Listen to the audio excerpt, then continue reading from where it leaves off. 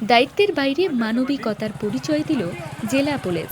এবার উচ্চ মাধ্যমিক পরীক্ষার্থী বিশেষভাবে সক্ষম দুই বোনকে বাড়ি থেকে পরীক্ষা কেন্দ্রে পৌঁছানো এবং পরীক্ষার শেষে বাড়িতে পৌঁছে দেওয়ার উদ্যোগ নিল রানাঘাট জেলা পুলিশের ট্রাফিক বিভাগ। শান্তিপুর থানার বাগ আঁচড়া এলাকার বাসিন্দা যমজ বোন রুমা এবং ঝুমা মল্লিক বিশেষভাবে সক্ষম। একজন মুখ ও বধির এবং অন্যজন স্নায়ুরোগে আক্রান্ত।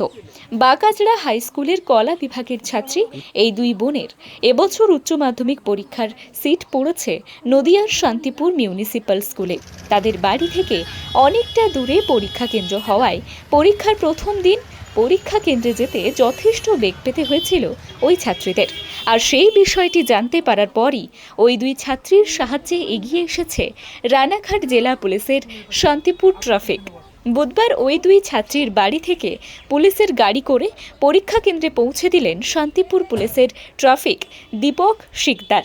মেয়েদের জীবনযুদ্ধকে সম্মান জানিয়ে পুলিশের এহেন ভূমিকাকে ধন্যবাদ জানিয়েছেন ওই ছাত্রীর অভিভাবক।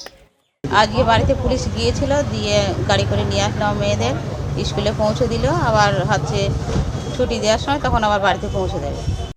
শুধু আজই নয়, এরপর থেকে যেদিন ওই দুই ছাত্রীর পরীক্ষা থাকবে সেই দিনগুলোতে একই ভূমিকা পালন করবে ট্রাফিক পুলিশ। শুধু নদিয়ার শান্তিপুর নয়, গোটা জেলা জুড়ে উচ্চ মাধ্যমিক পরীক্ষা চলাকালীন যে কোনো পরিস্থিতিতে এগিয়ে আসছে পুলিশ এবং প্রশাসন। আর এই দিক নিদর্শন এর অপর একটি দিক ধরা পড়ল নদিয়ার শান্তিপুরে। নদিয়া থেকে অরিন্দম চক্রবর্তীর রিপোর্ট, টাইমলেস ডেপিকশন নিউজ।